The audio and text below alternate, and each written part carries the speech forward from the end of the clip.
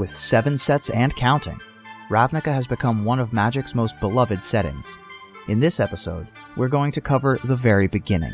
Let's go ahead and give you our rundown of the original Ravnica block. 10,000 years ago on Ravnica, the planeswalker Azor forged the magical Guild Pact, a masterpiece of law magic that bound the 10 warring factions of order and chaos together. The 10 factions became the 10 guilds, each with a place in Ravnican society. The Guild Pact maintained the balance of power for nearly 10 millennia, until the villainous Zadok, lord of the secret guild House Dimir, made his presence known. He manipulated Savra of the Golgari into overthrowing the Sisters of Stone Death and seizing control of her guild. Playing off of the Celestians' trusting nature, Savra poisoned Vitu-Ghazi and seemed poised to destroy their founder, the elemental Mott Celestia, but she had overplayed her hand. An unlikely group of allies led by the Wojak veteran Agris Kos, whose partner was killed by Savra's machinations, caught wind of her plot.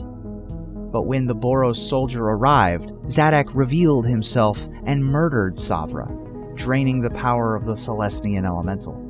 With the aid of his allies, Agris was able to arrest the vampiric Dimir leader. In the process, they exposed the existence of House Dimir, creating a paradox in the Guild Pact's law that sundered it. Zadok himself was executed by the Azorius later in secret. Jarad, brother to the late Savra, became the leader of the Golgari by default. Years later, Agris Kos retired to the remote district of Utvara, working part-time as a bouncer for his friend Pivlik. When Pivlik's Orzhov patron turned up dead, Kos and Pivlik were dispatched by his heir, Teysa Karlov, to track down an important Izzet messenger. The Angels were among the first to realize what had happened. Aboard the skyship Parhelion, they flew to the boundaries of the plane, searching for the visitors like Azor, who had made the Guild Pact possible. Instead, they found themselves trapped in Agrium, a subplane of spirits where Zadok's ghost held sway.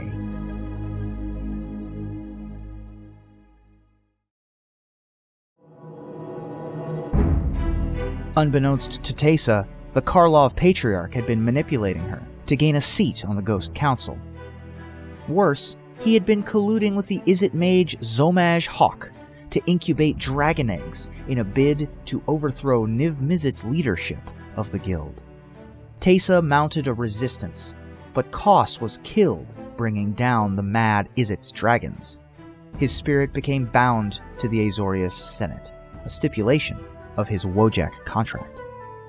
The angel Feather returned from Agrium with dire news. Zadok's forces had overrun the Angels. Azorius Grand Arbiter Augustin IV granted Agris Kos's spirit autonomy to investigate suspected ties between the Simic leader Momir Vig and the returned Zadok. His mission punctuated the Parhelion's return and subsequent crash into the Azorius Senate House, Prav. Kos's mission led him to uncover the monstrous Experiment Kraj. Meanwhile, Jarad and Fawn's son, Mixel, were kidnapped by the witch Lysolda, who intended to sacrifice him to awaken and control the demon Rakdos. Mick's parents raced to rescue him, but Jarad was killed in the attempt. Rakdos arose, only to face off against Kraj. In the chaos, Kos realized this was all a distraction and returned to the ruins of Prav to discover Augustin IV commanding Zadok's ghost. The Grand Arbiter had intended to use the chaos to declare himself dictator in the absence of the Guild Pact. But Kos put a stop to his machinations by detonating the crashed Parhelion's engines, killing the Azorius leader. In the aftermath, Teysa scribed a new, non-magical Guild Pact. Jarad's necromancy raised him again as a Lich Lord, while Feather, as the sole remaining angel, took charge of the Boros. Feather restored Kos's spirit and placed him in charge of the new Agrium Guild Hall. That's all we have for this episode. There is still a lot more to cover, so please stay tuned for future episodes. This has been Reuben Bresler voicing this episode. You can follow me on social media at MoxRuby.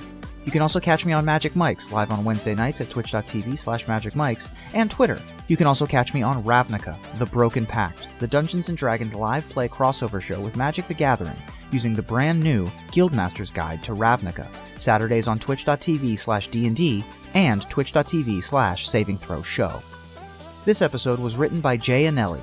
Please check out his articles on CoolStuffInc.com and follow him on Twitter. We hope to see you again soon. Thanks for watching.